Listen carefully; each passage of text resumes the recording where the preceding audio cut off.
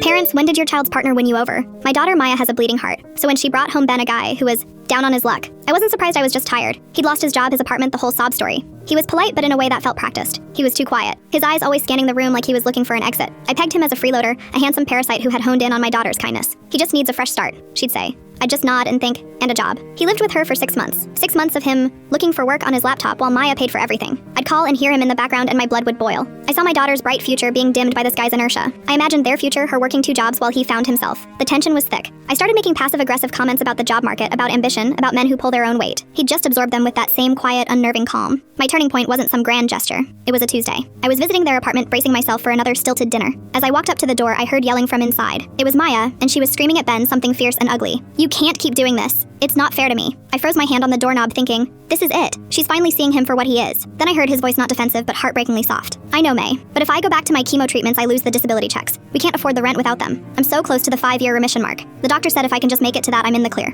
A beat of silence. "I'm sorry. I'm trying to protect you from it." The floor fell out from under me. I backed away from the door, my heart pounding in my throat. He wasn't lazy. He was sick. He wasn't a parasite. He was a warrior fighting a battle he had hidden to spare my daughter. All those hours on the laptop weren't him being lazy. It was him managing appointments, fighting with insurance companies, and looking for remote work that wouldn't jeopardize the only income they had. I had been so busy judging the surface that I'd completely missed the terrifying, courageous truth underneath. I went home and wrote him a check for every dime I had in my savings account.